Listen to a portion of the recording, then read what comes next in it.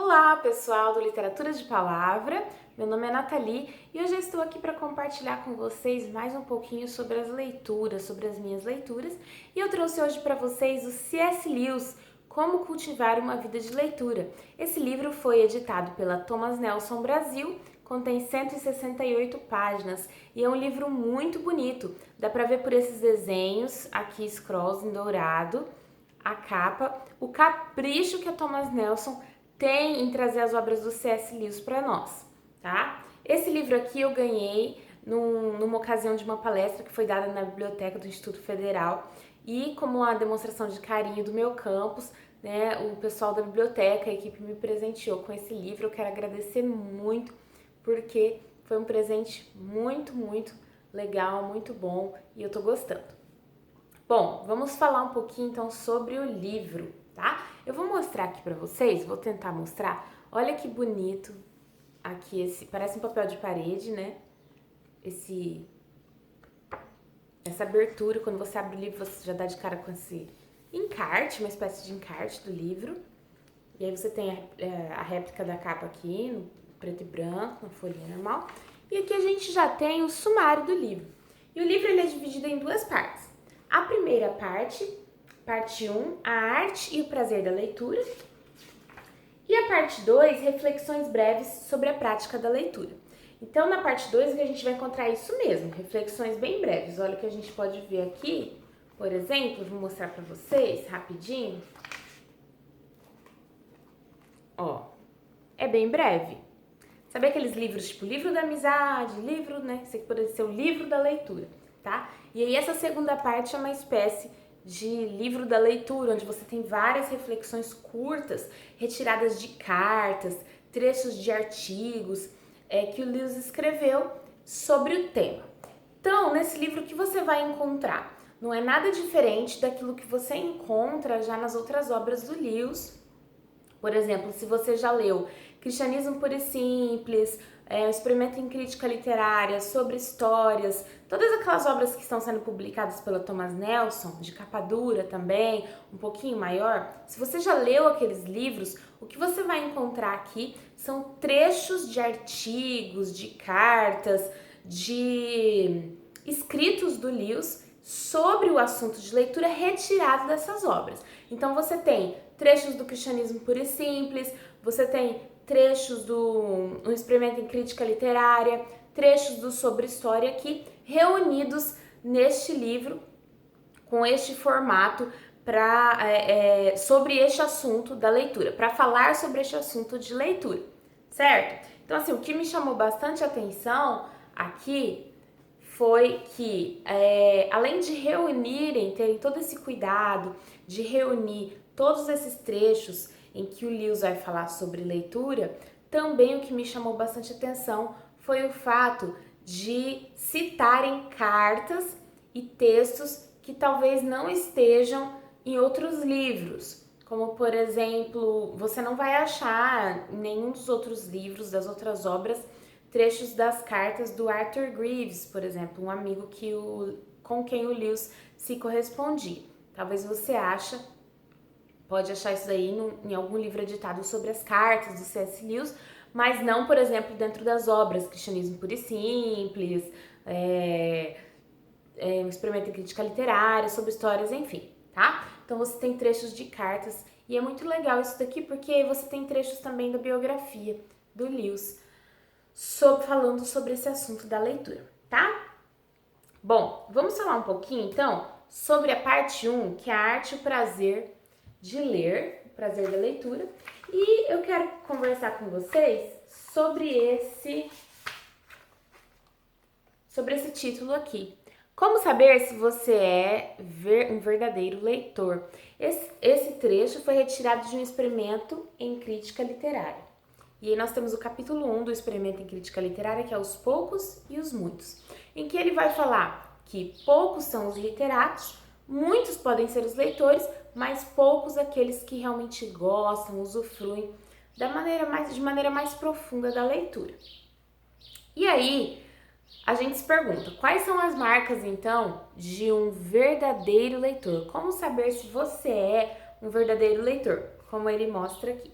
Então, a primeira coisa que ele vai falar sobre um verdadeiro leitor, e aí você vai se perguntar, tá? Na sua casa, fazer uma reflexão, uma introspecção sobre isso. Um verdadeiro leitor, ele adora reler livros. Por quê? Ele até vai falar aqui daquelas pessoas que falam assim, isso eu já li, já vai descartando. Não, já li, passa, já li. Como se, tipo, não tem mais importância, eu já li isso e acabou. E ele vai falar sobre, muitas vezes, quando você vê pessoas, né, ele vai até citar aqui mulheres lendo romances, e ele vai dizer, mulheres folheando um romance para ver se ela já leu aquele romance, porque ela já nem se lembra mais se leu ou não, de tanta importância que a leitura tem para ela. Ela já nem se lembra mais se leu ou não aquele romance, então ela tá ali na biblioteca folheando para ver se ela já leu aquilo, para ela descartar assim que ela souber que já leu e pegar outro. Então não foi uma leitura que ficou, que marcou, que tocou, não sabe nem o que leu já. Então é uma espécie de relação de consumo com a leitura. Então eu vou ler só para satisfazer aquele meu anseio daquele momento, só para saber o que a história está contando. Depois eu passo para frente. É mais ou menos aquela relação que muita gente tem, tanto pode ser homens ou mulheres, com as historinhas de banca. Sejam aquelas historinhas em quadrinhos do Tex, ou sejam aqueles romances, Júlia, Sabrina. Então, já li essa daqui, né? Um Chalé nas Montanhas, por exemplo, o título. Já li esse romance, passa pro próximo. Então, é aquela relação de consumo mesmo, de uma historinha legal, em que você lê e descarta, porque já conhece a história, não tem nada muito mais profundo para ser refletido e para você reler ali. Ele vai dizer que no momento em que essas pessoas tinham certeza de que já tinham lido, elas descartavam imediatamente esses livros e iam procurar outra coisa. Por outro lado, aqueles que leem grandes obras as lerão 10, 20, 30 vezes no decorrer de suas vidas. Bom, aqui nós também barramos com uma questão, né, do tempo. Talvez o mundo em que C.S. Lewis vivia não era um mundo tão corrido como o mundo que nós temos hoje, né? O mundo que C.S. Lewis era um pouco diferente, era um pouco mais lento, podemos dizer, do que o mundo que nós vivemos hoje. Sem contar que o C.S. Lewis ele dedicava praticamente 8 horas por dia à leitura e à escrita. Como professor e como escritor, ele tinha esse cuidado de se dedicar a isso. Outro fator importante é que C.S. Lewis nunca teve filhos e foi se casar tardiamente, um casamento que durou apenas alguns anos, porque sua esposa faleceu logo em seguida. Então, nós temos uma vida dedicada a essa atividade da leitura e da escrita. A gente sabe que não é fácil para todo mundo ficar lendo 10, 20 ou 30 vezes durante a vida um livro que gosta muito. Mas quando a gente gosta muito de um livro, a gente vai reler. De fato, a releitura está, sim, entre as prioridades de um verdadeiro leitor. E aqui eu posso destacar alguns livros que eu reli durante a minha vida. Sem contar que não são só livros, são obras como contos, poesias que você lê, relê e até decora trechos e recita esses trechos quando você está sozinho. Então, assim, contos da Clarice Lispector, mesmo que é uma escritora brasileira, eu já li inúmeras vezes vários contos em que eu li e reli e reli e reli, porque são tão gostosos de se ler que você lê e relê. O livro Hobbit do Tolkien eu li 3 vezes, parei numa 4ª vez que eu preciso retomar, eu quero ler novamente. Quer dizer, são obras que você sempre volta a elas porque elas te chamam. Em algum momento, de alguma maneira, essas obras são interessantes e de alguma maneira elas suscitam em você sentimentos e sensações que você quer reviver. Quer reencontrar aquelas personagens, quer reviver aquela obra e aquele momento. As crianças fazem muito isso, de assistir um filme repetidas vezes. E o C.S. Lewis vai falar em uma reflexão que ele faz sobre essa questão de você reler, né? Ele vai falar que as crianças são sábias porque elas sabem desfrutar daquele desenho que elas assistem, né? No caso, na época do Lewis, mais liam, né? Não tinha televisão assim, a televisão foi, né? Só depois, né? Na época da infância do Lewis, mais a questão da leitura mesmo. Que essas crianças liam e reliam e queriam ouvir e queriam que os adultos contassem as mesmas histórias para elas sempre, porque elas sabem do prazer, sabem desfrutar o prazer daquela história. Então, o verdadeiro leitor é esse que desfruta o prazer de uma história, do que uma história tem a contar. Não é só aquela cobiça de você ler para saber o que vai acontecer, porque essa cobiça, numa primeira leitura, você mata. Você lê e você sabe o que vai acontecer, mas você voltar ao livro é reencontrar aquelas personagens, é viver novamente aquela aventura ou aquele momento. Então eu posso citar aqui o Cavaleiro Inexistente, do Ítalo Calvino, que eu li umas 3 vezes. Eu posso citar contos de diversos escritores brasileiros, Machado de Assis e os contos dele, como por exemplo, A Cartomante é um conto que eu já li várias vezes e eu gosto muito daquele conto. A Clarice Lispector com Felicidade Clandestina, e posso citar as poesias da Cecília Meirelles, naquele livro É Isto ou Aquilo, que eu já li várias vezes. O próprio Hobbit, do Tolkien, que eu li 3 vezes, 3 vezes. A Guardiã do Farol, que é um livro da Janet Winterson, uma escritora britânica, que eu li 3 vezes também. Então, um verdadeiro leitor, ele volta aos livros. Tá certo que não são todos os livros que a gente vai ler várias vezes, mas muitas vezes algumas obras, contos ou crônicas e poemas que você vai querer ler novamente, vai ler durante a sua vida talvez mais de 10 vezes, tá? Então essa é a primeira marca. E a segunda marca que ele vai dizer é que o verdadeiro leitor, ele valoriza a leitura como uma atividade. Como uma atividade não está em segundo plano. Eu vou ler aqui, na hora que tiver uma coisa melhor para fazer, eu largo e vou fazer uma coisa melhor. Não, ele valoriza como uma atividade, mesmo que tenha o seu próprio valor, diferente de assistir a um filme, diferente de fazer uma caminhada ou de ir nadar, né, num rio, numa piscina. Diferente dessas atividades, ele valoriza a leitura como uma atividade em si e não como algo que você faz porque você não tem opção. Por exemplo, ele vai citar aqui leitores que leem para dormir. Ele só vai ler porque ele quer pegar no sono. Então, ele vai pegar uma coisa bem chata e vai começar a ler porque aquela leitura vai dar sono nele.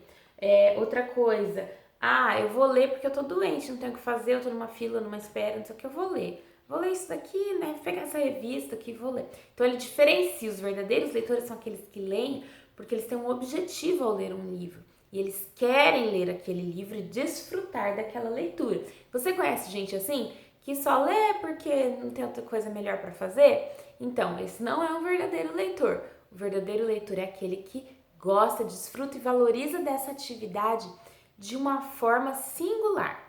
É claro que eu já tenho a consciência de que muitas pessoas não vão gostar de ler, assim como eu gosto. Assim como eu também não gosto muito de fazer exercícios físicos, tem outras pessoas que gostam e valorizam muito. E eu faço exercício só por uma questão de saúde e para manter também um pouco o peso em ordem, né? Mas a questão aqui é que muita gente não vai ter esse gosto assim pela leitura, assim como eu, assim como você tem. E a gente precisa respeitar, é claro isso. São gostos, são pessoas diferentes que gostam talvez de outras coisas que você também não aprecia, mas deveria apreciar mais. Então, gente, tá aí. Na terceira, ele vai falar sobre a característica de que um verdadeiro leitor, ele lista livros específicos como uma experiência transformadora. Você tem aí uma lista, ou você, nem que seja mental, de livros que você leu em certo momento da sua vida e que foi uma experiência transformadora? Transformadora da sua visão de mundo, da maneira como você vê as coisas, da maneira como você sente e aprecia determinadas coisas. E aqui eu vou falar de um livro que me marcou muito nesse sentido.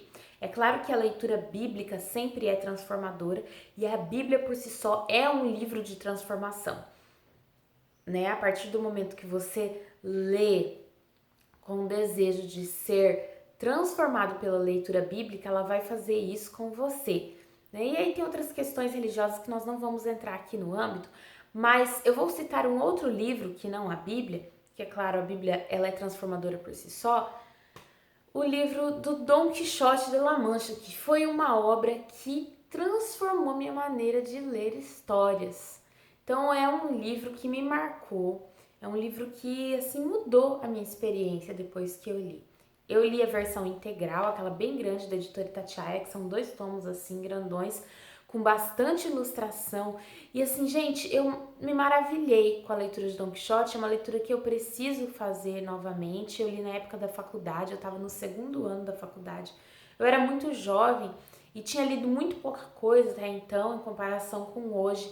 Então, assim, eu acho que é um livro que eu preciso ler novamente, para entrar para aquelas releituras, tá? Toda a consciência do leitor que lê uma obra, que o impacto ela é mudada. Esse leitor ele já não é mais o mesmo. Entretanto, não há nenhum indício de qualquer coisa parecida entre os outros tipos de leitores. Então, aqueles outros tipos de leitores que não valorizam tanto a leitura como uma atividade específica em si, parece que não há esse tipo de consciência. Ah, aquela obra me transformou, aquela obra mexeu comigo. Parece que é só mais uma entre tantas outras. Então, esse tipo de consciência parte realmente de um verdadeiro leitor, de ter a consciência de que aquele livro o transformou, de que aquele livro o mudou, de que aquele livro fez alguma coisa com ele diferente que outros livros não fizeram. Geralmente as grandes obras literárias fazem isso. A primeira leitura de uma obra literária geralmente é para os literatos uma experiência tão marcante que apenas vivências como amor à religião ou luto podem servir de comparação. Então, se você não teve ainda essa experiência, busque um bom livro, um bom clássico. Eu recomendo Don Quixote de la Mancha, que é um clássico maravilhoso, divertidíssimo, gostoso de se ler. Não pegue um livro contemporâneo, não. Pegue um clássico, mas um bom clássico, um clássico divertido, gostoso e fluido, não aqueles clássicos muito difíceis, para que você tenha essa primeira experiência, né? O Ítalo Calvino também vai falar um pouco sobre esse tema em Por que Ler os Clássicos. Quem gosta de livros clássicos, vale a pena conferir aí o Por que Ler os Clássicos do Ítalo Calvino. E em último lugar, né? Quarto e último lugar. Então, primeiro lugar, adora reler livros.